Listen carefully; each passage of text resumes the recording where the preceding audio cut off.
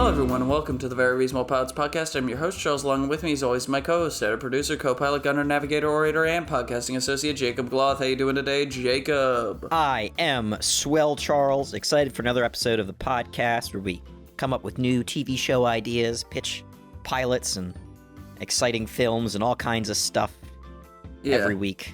It's, it's a good time. I am excited to hear your pitch, right? Forgo the Sight is the title that was given to you by me 2 weeks ago. But I just had an idea. Have you ever seen War Horse? The movie War Horse or the play or whatever? The horse that there's that really nasty train scene. There's a horse in war. Or the battle scene. Yeah. I haven't seen it, but I've seen some scenes. There's this... Yeah, you get it. It's a horse. There's a sequence in which the war horse is in a fucking trench and he's like running around and he's real sad and all the people are talking about how cool this war horse is. And his owner, from when he was a young war horse, was blinded by like some German artillery thing, right? And so the blinded like young man starts whistling, and the horse like recognizes the whistle and comes and gallops up next to him, and they're reunited, you know? Aww. It's this boy and his dog sort of situation, but it's a boy and his war horse.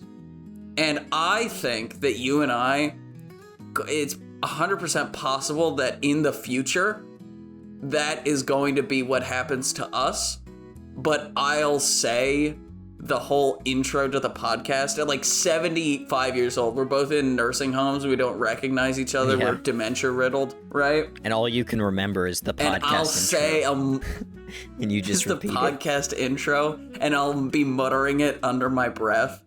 And like one day you'll be wheeled past me and you'll hear me finish it, and you'll say, "I'm swell, Charles," and then we'll like embrace, because.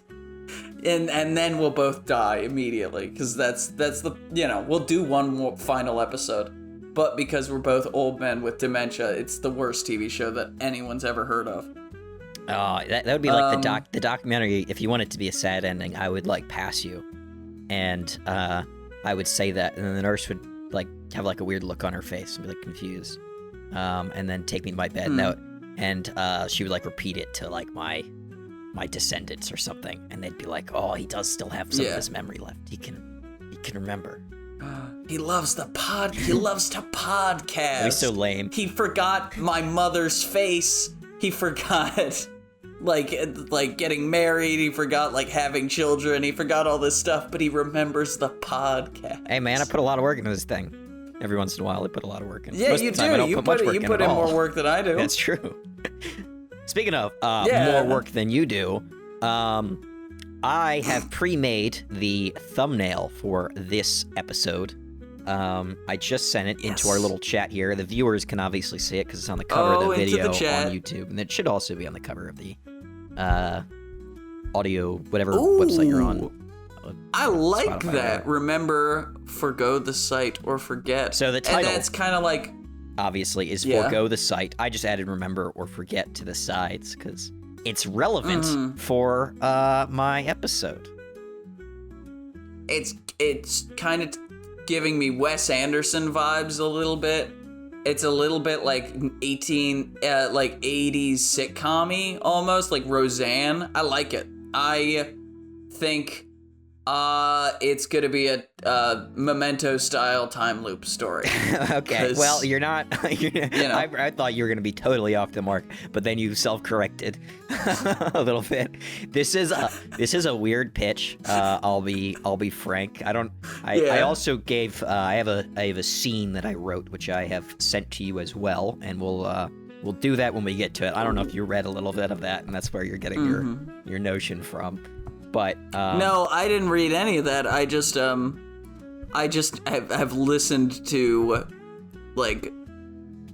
we've done 250 something episodes, so I've listened to about 130 episodes of yours, and a good chunk of them involve fucking time loops. I like a time loop story as much as the next guy. To be clear, there is actually no time loop in this. I mean, you might.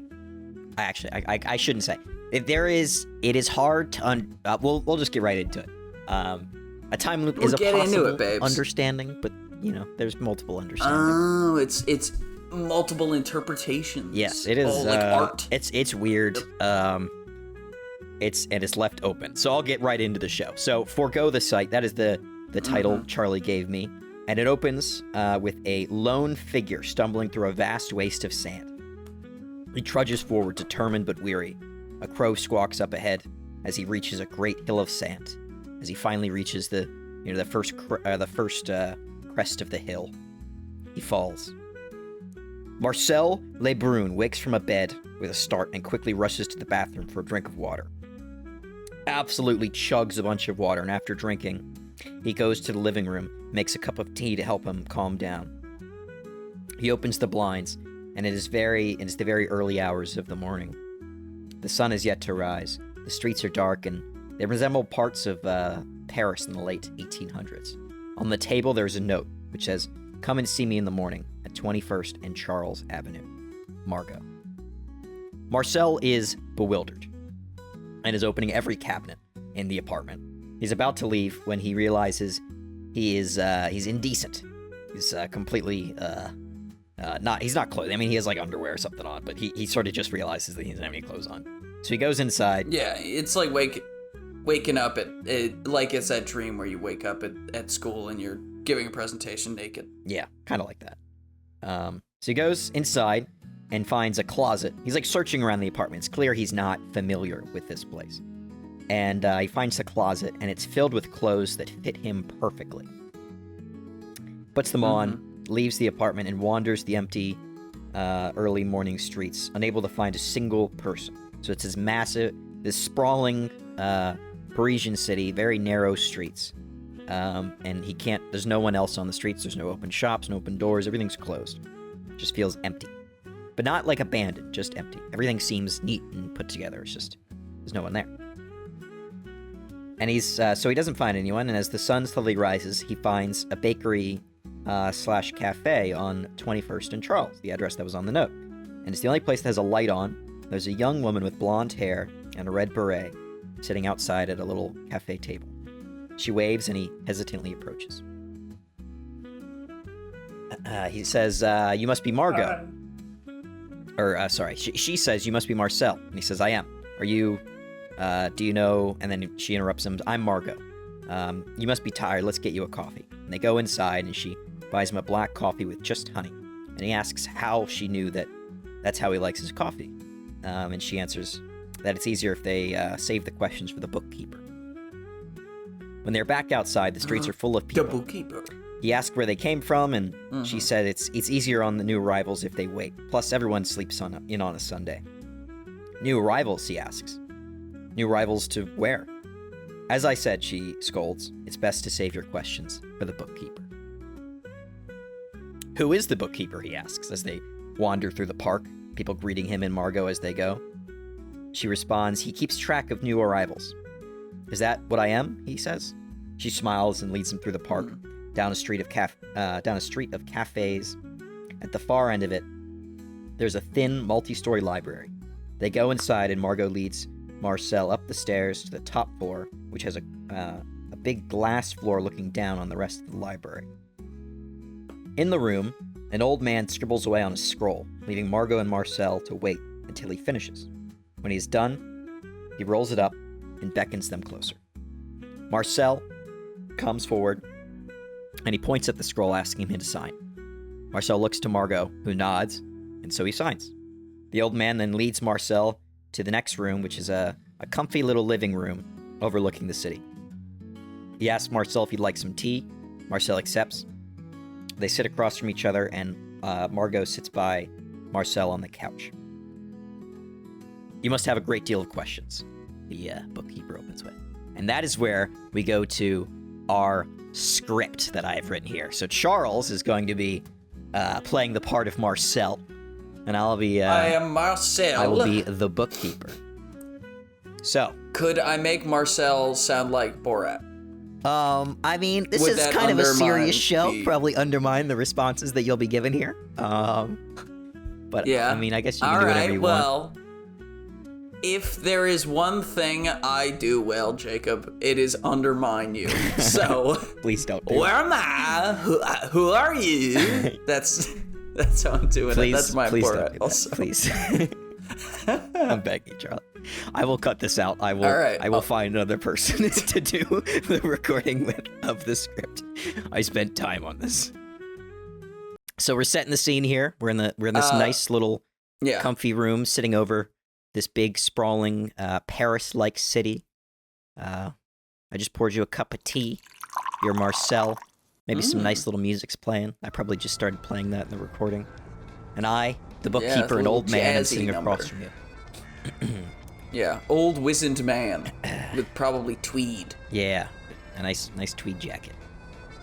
All right. Mm-hmm. So, you must have a lot of questions. Where am I? Who are you? How did I get here? Am I dead? Are you? Is she dead? And how did you know I take my tea with honey? The tea? It's good, isn't it? Your mom was right, that local honey was always the best way to sweeten the pot. How do you know that? Wait, do you know my mom? Now that's not the right question. If I answer, you'll only be more confused than you are. Start with the obvious. Am I dead? No, certainly not. Not yes, at least. Well then, where am I? You're in my sitting room, looking over the city, drinking a nice cup of tea. There's no deception, no lie. I'm just as real as your handler, the lovely Margot here. Handler? Yes, she's in charge of getting you acquainted with the city and your life in it, if you choose to stay. So what, you send a pretty girl to calm people down when they wake up in this place? No, sometimes it's one of our older residents. Some people prefer a motherly figure, others a fatherly figure. For you, Margot was the most comforting and calming face. But what do you do? No, please direct all questions to me. Margot is not trained to answer newcomer questions. She can help you get acquainted. She can show you where you can eat, where you can relax, how to get home, where's work.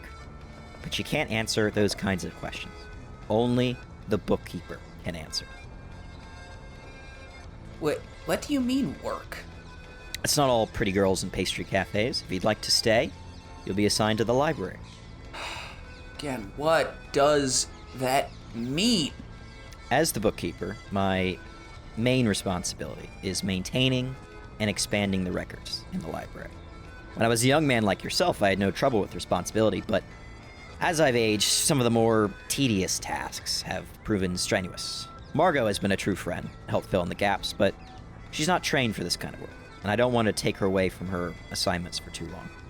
So what, I'll help organize the books? Yes, exactly. You'll collect the sealed scrolls, organize them on the shelves of the library. There's a great backlog, and the system will take some time to get used to, but I trust you'll be up to speed soon enough. I must say, it's not the most intellectually stimulating work, but I promise it will get better. I don't know what to... What about my old life? Can I go back? I had a... Why can't I remember? It's hard, I know. You can feel the memory. It's not as if you've lost it, but it's veiled like a deep-set fog, clouding everything behind you. What's wrong with me? Why can't I remember? Nothing's wrong with you. Your memory isn't gone, it's just distant. Think about it like this. Your old life, everything before this point, right now, is like a childhood memory. It's a moment that feels completely erased. Yet the second an old friend mentions some little detail, the whole memory comes rushing back in an instant. See, you haven't forgotten it. It's still there. But you can't just pluck it out and remember it all at once. You need something to trigger it. Some flash, some similarity that will connect the dots between your life now and the one you used to have. But how do I do that? I know you're eager, but right now, you're not ready. A sudden rush could be traumatic. You'll need a few weeks to recover before you can make that decision. Weeks? How long? What do I do for now? For now, you'll work in the library, and Margot will show you around the city. Even if you're only with us for a short time, you'll be treated as a resident, and we'll do our best to make sure you enjoy your moment with us. But where? I'm afraid that's all the time I have for questions today. I must get back to work. Margot, could you bring him something nice for dinner? He needs a good meal before tomorrow. End scene. So, Charlie. End scene. Confusing conversation. Wait, Jake, yes. I have a very confusing conversation. I do have a favor to ask. Yeah. Could you put an applause into the recording? Just after our scene, because we were so good, because we're great actors and we've got great chemistry. And we're also definitely both in the same room as well. That helps. It does, because then we can tell when each other have ended our our lines. It's so much easier. Our sentences. Yeah, I'll put a little note. We'll have applause. The audience, you heard the applause. I'll add it. It's fine. Yeah, it exists. Yeah. So it's beautiful. Little, not really too clear what's going on there. But conversation ends. Marcel goes home and has dinner with Margot before she leaves, saying that she'll come to get him in the morning. At night, he tries to leave the city, but he keeps just wandering endlessly in all directions, and everything looks kind of the same. Well, not the same, but nothing looks like it's going to end. It just seems like the city keeps going and going and going. And then somehow, he ends up right back in his apartment, despite wandering off. So, he just goes back inside, and he goes to bed. End of episode 1. Huh. All right. That's the first episode of my show. Do you have any... Well, I shouldn't ask what your theory is, because the show doesn't really give a concrete answer, as we'll get into. But episode 2, the man in the desert starts to climb the hill. He's about halfway up it. As we start with that little scene, then we go back to Marcel, who starts working at the library, organizing manuscripts. He's learning how everything works, and he also learns that they're all originals. There's no repeat books, and there's no books that he's ever heard of. While Marcel can't remember his life, he can remember, like, generic things. He can remember Ernest Hemingway. He can remember, he knows what coffee is. He knows what a book is. He knows what a table is. But he can't remember the details of his life. But he can remember, what things are. So he notices that all these books are originals. He's never heard of any of these books, and there's no repeats of any of the books. And him and Margot start spending a lot of time together, and he's starting a budding relationship is building between them. But even still, at the end of the day, he tries to escape again. This time he's more determined. He's like, I'm not going to take any turns. I'm just going to go straight until I find out, like, where the end of this city is. And he just keeps walking and walking and walking, hours and hours and hours. And the episode ends with him finally stumbling and falling asleep in a corner. Episode 3. The man in the desert is near the top of the hill, but the climb is getting harder. Cut to Marcel, who is back in the city. He wakes up on the streets, looks at his watch and sees that he has to get to work soon, so he starts running, and gets to the library, does his job for the day, meets with Margot after, and their relationship is building more. They're going around the city, they're going to parks. She's showing him around, like, the world, and he's starting to like it more. He's starting to meet more people, becomes friendly with, like, his normal coffee shop in the morning, has, like, a lunch place that he likes a lot. He's building connections to this world, making friends. He's meets his neighbors, has, like, a little dinner party with them. He's getting used to life. Yeah, I have a question. Do the other people in this world kind of acknowledge how insane everything is? Well, I mean, like, are they also kind of like, this is weird? No, they're all pretty content with everything. Everyone's just, like, living a life. It's like you're living in a city today, like, normally. Nobody's, questioning their reality. And if he ever asks anyone questions about anything, they repeat the same thing that Margot has been telling him the whole time, is that only the bookkeeper can ask questions. Huh. So. Okay. Now this continues. Maybe we'll get, like, a montage of him asking questions and no one answering, and him also building these relationships. And he will break down a little bit to Margot, and he'll ask her, like let's just leave, you and me. Let's get out of here.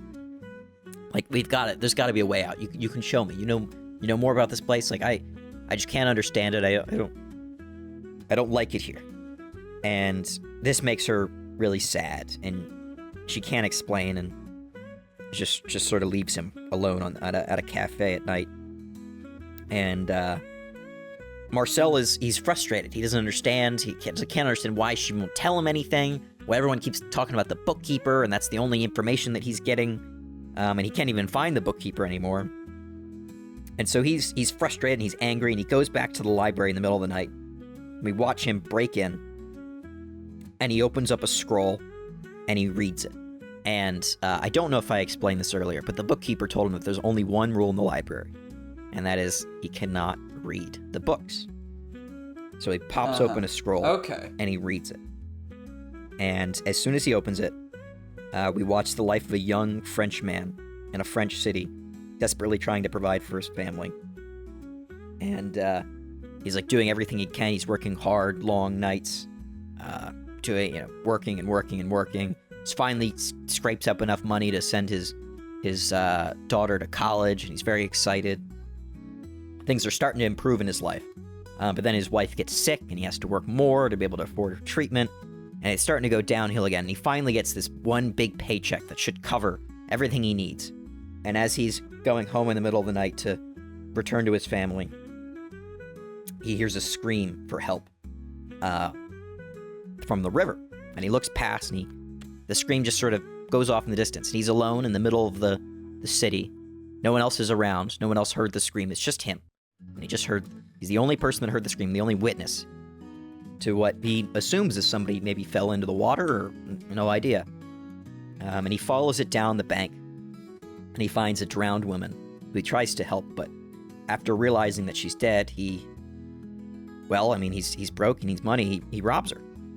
He wants to help pay for his wife's treatment, and it's not only that, he needs to, it's money, and she's dead, so it's no use to her. She's not using it. But this turns out to not have been a good decision, because later he gets investigated and then convicted for killing her. Because the evidence is on him. He's got her jewelry. He tried to pawn it off, and while he tries to claim that he just robbed her, he did no more than rob her. No one believes him, because there was no other witnesses to the crime. No one heard that she fell off before he found her, and it's obvious that he's his fingerprints are all over and everything. So he gets convicted, and he gets guillotined, and just as the blade of the guillotine falls, Marcel awakes in the bookkeeper's office, who tells him that the scrolls have the past of everyone here. Everything that happened to them before they came here are in the books, are in the scrolls. And he has his as well. I thought it was going to be something like that. Uh-huh. And his dreams that he keeps having, because Marcel asked about the dreams, the desert. He says it's a fading residue. Think of it like that. It's a fading residue of his old life. It's not just before, it's not anything in particular, it's just it's something just before in his old life, that the scenes in the deserts of that man climbing the hill. And the bookkeeper gives him a choice. He can either read his scroll and return to his old life, or he can stay here with his newfound friends, his nice coffee shop that he likes, his place he likes to go to lunch at, his job at the library, this girl he's been chatting up, Margot, who's fallen in love with and built a relationship, and this whole life that he's built in this city, which is nice and brilliant. There's nothing wrong with the city. I mean, it's idyllic in its own way. It's not like utopia, but it's a perfectly good and nice life. And he doesn't, the bookkeeper explains, like, you don't really know what your old life is. It could be something fantastic. You could have this amazing life back there that you're missing. Or it might not be. And you can either choose to stay here and be happy with this life, or you can risk it and go back to the old life, whether it was good or bad. Risk it for the biscuit. So the bookkeeper tells him that he has the day to decide. And so he goes about the city, looking around at everything that he likes and enjoys, and he spends a lot of the day with Margot. Has dinner with her, and we'll have a final scene of them walking around along the river, and he'll look up, he'll stare at the water, and he'll, for a moment, she doesn't hear it, but he will hear it. For a moment, he'll hear a scream, and he'll look down the banks of the river, and that is the end. Oh, We could possibly have an end credit scene where the man in the desert reaches the summit, but just before he can get over the crest of the hill, he falls down, and he doesn't get up. It means something. I like this show a lot. Forgo the Sight. I like this show a lot. That was Forgo the Sight. I really strongly debated on doing a stronger reveal of, like, the world and everything, but decided against it because I think it's cooler like this. I agree. I think it's cool being weird and esoteric, right? Because I'm like, what did Margo... Because it's like, what is the reason that these people are all brought here? To me, is the question, right? What about these people specifically is the thing that attracts them to this seemingly, like, it's kind of a pocket dimension situation, right? Run by like a Q-styled, like, effectively omniscient god being, right? Well, actually, now that you say that, I think I didn't say that. Part of the reveal with the Bookkeeper is that your choice is either to go back to your old life that you don't remember, or you can stay here with Margot, and you'll be the new Bookkeeper. Oh, so he takes over as the Bookkeeper. If he stays. the architect in the Matrix. That is a good point. I forgot that I kind of forget the second two Matrix movies. As you should, because they're terrible. Is, it is somewhat of a Matrix choice. You go back to, but here it's not really that, because it's not really clear which is a real world and which isn't, and and it's not a computer simulation. It's not a pocket Watchmen-esque. dimension. It's not. You don't really know what it is. To me, it's a little Watchmen-esque, right? Like, do you want to live in ignorance? Right, live a happy life in ignorance, or live a life that may be horrific, but you know it's real, you know? It is partially that, but I really wanted, because that's what the Matrix does as well, and I wanted to avoid the conclusion that world is fake. Yeah. There's no, it is the past life versus your new life. It is just, what is it, you know? It's just, do you like what you have now, or do you want to risk it and go back and see what you had then? And do it again. See if you had it better. You probably didn't, right? Because you're getting laid and you got a coffee shop and a job and stuff, right? Like, that's a pretty fucking sweet deal. And I kind of got the impression that the people who were fucking here didn't get good endings, right? Well, that guy, at least, he died. Definitely died. But, does that... He got his head chopped off. Does it mean that if you choose to stay here, you die in the other world? Like, how does that work? Does everyone die? We only got to read one scroll. Yeah. So, how does it work? Oh, I understand this probably wasn't the interpretation that you had, but I kind of thought Margot was the dead woman that he found at the creekside, Oh, no. But yeah, that was kind of in my mind what she looked like. Like, Margot almost wasn't real in the same way that Marcel was, right?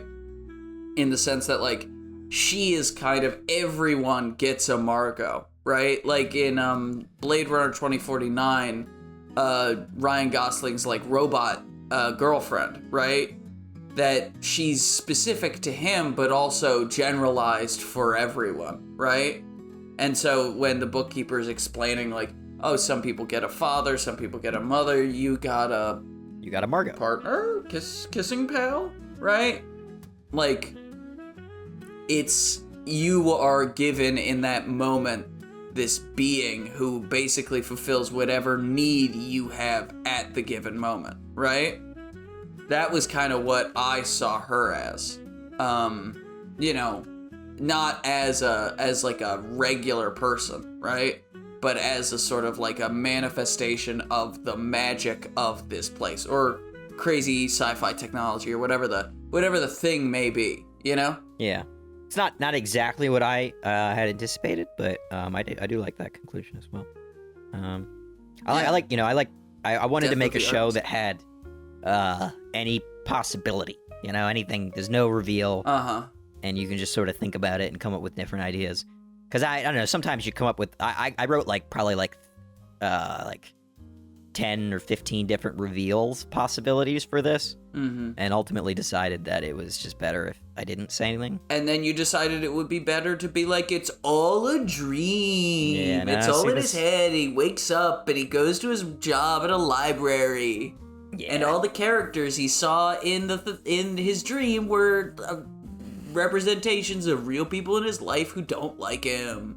And Margot's the coffee shop clerk, and he asks her out, and that's how the fucking show ends. I would blow my brains out if that was what happened.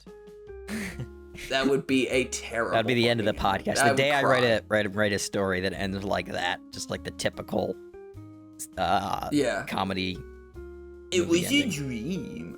Yeah, 100%. I support the ending of the podcast at that moment.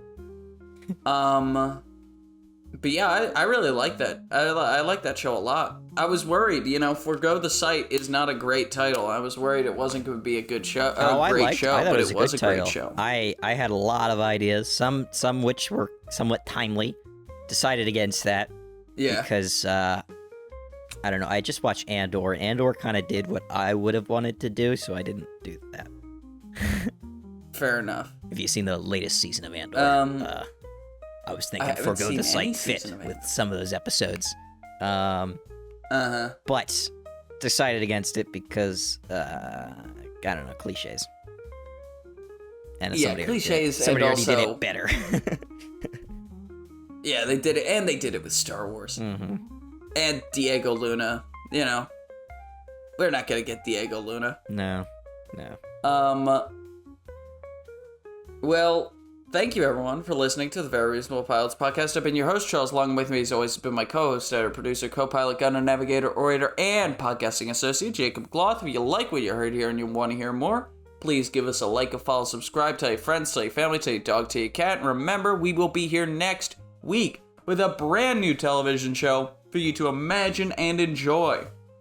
And the title of that show shall be Raising. Wait for it. Brains. Raising Brains. I gave him the title already, so no special reveal, but Raising Brains. No special reveal. I'm interested because when I texted you that title, Raising Brains, your response was, cool, zombie show, got it. Not what I was thinking at all. So I'm excited to hear and see what your ideas. I could talk about what my ideas maybe as well after the next episode. It's not really an idea. It's like we'll start the next episode. Briefly thought about, but I'm excited to see what you do. Possibly zombies. Maybe you changed your mind. Who knows? We'll see in the next episode. We'll see. I don't think I'm gonna change my mind. All right. Well, thank you all for listening, and have a good night.